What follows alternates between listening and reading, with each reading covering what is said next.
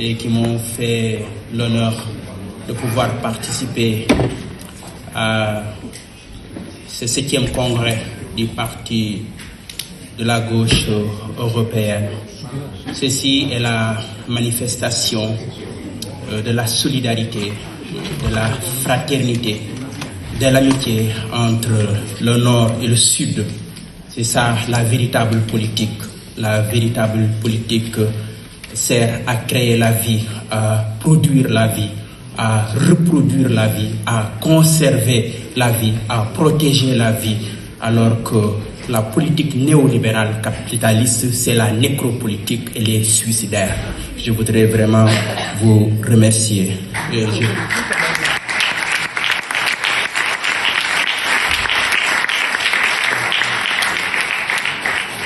Je viens de la nation la plus pauvre du monde, la nation africaine, mais qui aspire à la dignité. Ce soir, je voudrais parler au nom des peuples africains qui aspirent à la dignité, qui aspirent à l'émancipation, qui aspirent à la liberté, qui aspirent à la démocratie. Mais aussi, je voudrais parler au nom de cette jeunesse africaine qui bouge un peu partout en occupant les places publiques. Je pense à la jeunesse qui a occupé la place Tahrir en Égypte, la place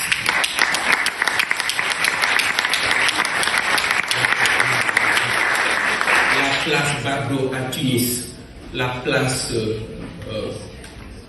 Maurice en Algérie, la place de la victoire à Kinshasa, la place de la révolution au Burkina Faso, la place Obélisque à Dakar. Ces places sont le symbole du renouveau de notre démocratie, de cette jeunesse qui aspire au changement.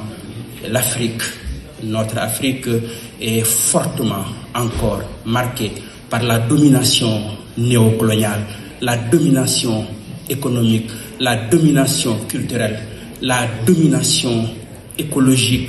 Nous avons encore la misère, nous avons encore la famine, nous avons encore la maladie, nous avons encore les inégalités économiques et sociales inacceptables au niveau de l'Afrique, avec une surexploitation de nos ressources minières, de nos ressources gazières, de nos ressources pétrolières par les puissances étrangères. La domination économique encore, nous vivons dans la pauvreté.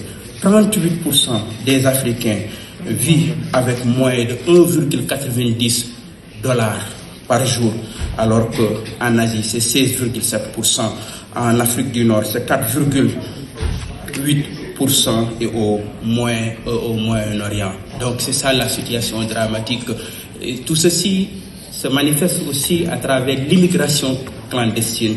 Tout le monde a été ému lorsque les jeunes ont traversé les barbelés de la mort au Maroc. Ces images ont choqué la conscience de tous les hommes justes, de tous les hommes de gauche. Mais aussi, l'Afrique, c'est la dette, une dette inacceptable.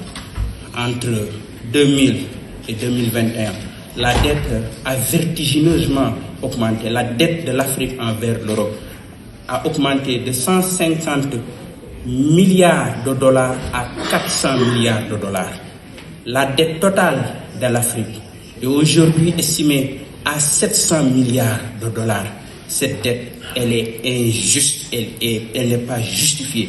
Le vieux Abraham Lincoln disait, si l'esclavage n'est pas injuste, rien n'est injuste. Mais si cette dette n'est pas injuste, en vérité, rien n'est injuste.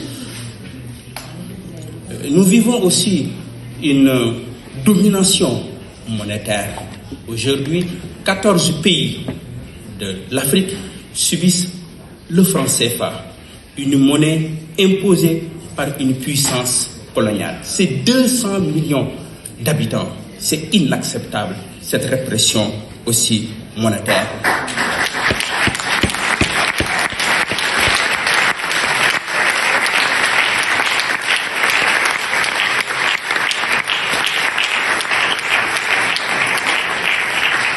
L'écho qu'on veut nous imposer, l'écho qu'on veut imposer encore au peuple africain ne sera que l'écho de la servitude, l'écho de la soumission, l'écho de la domination.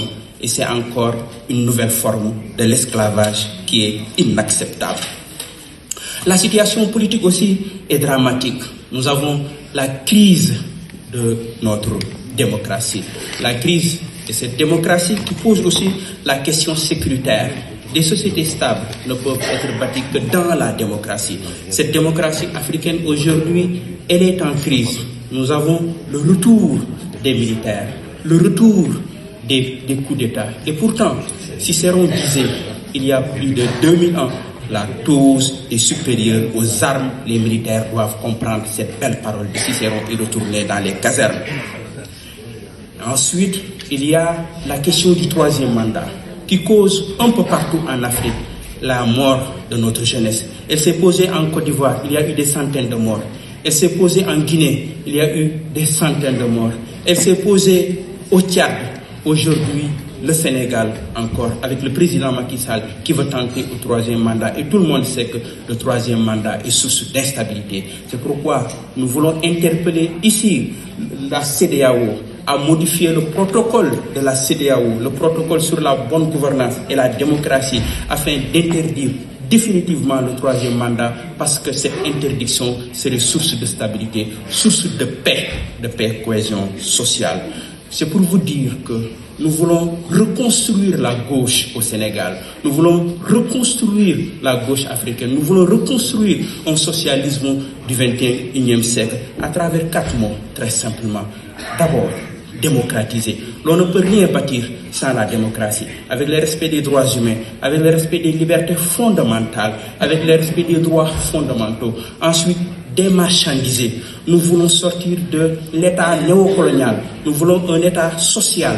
Nous voulons un État-providence qui protège la santé, qui protège l'éducation. Tout n'est pas marchandise. L'école n'est pas une marchandise.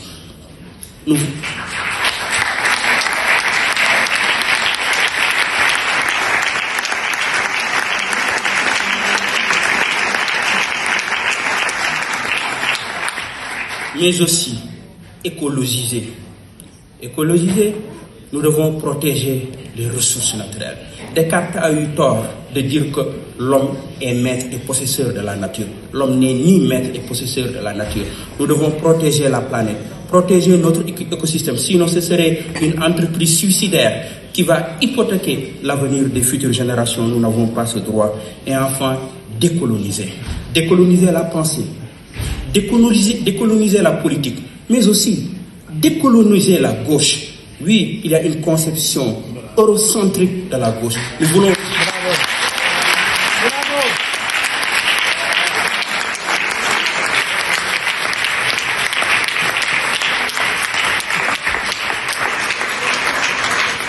Décoloniser la gauche. Oui, le concept de gauche est né en Europe, mais dans toutes les sociétés humaines, il y a eu des pratiques de gauche, il y a eu des expériences de gauche.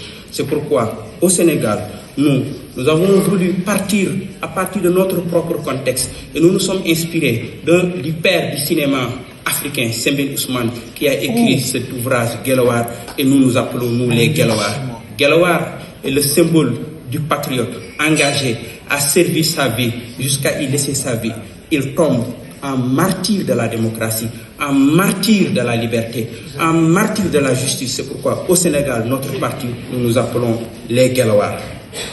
Oui, Sembène Ousmane a dit quelque chose d'extraordinaire à travers son personnage Guelwaar. Il dit, l'index pointé à l'horizon à un étranger, c'est pour indiquer le chemin. Les 5 doigts ouvertes, paume, les 5 doigts réunis, paume ouverte à un étranger, c'est mendier. Nous, en Afrique, nous refusons désormais de mendier. Nous voulons montrer l'index pour indiquer le chemin de la liberté, le chemin de la dignité, le chemin de l'émancipation, le chemin de la démocratie, le chemin d'une seconde émancipation qui nous sort définitivement de l'état néocolonial. Ce même Guelwaar dit ceci: la sécheresse, la famine, les maladies ne sont pas des opprobres. L'opprobre, c'est lorsque ceux qui nous gouvernent ne sont pas capables de prévoir l'affrontement de la nature.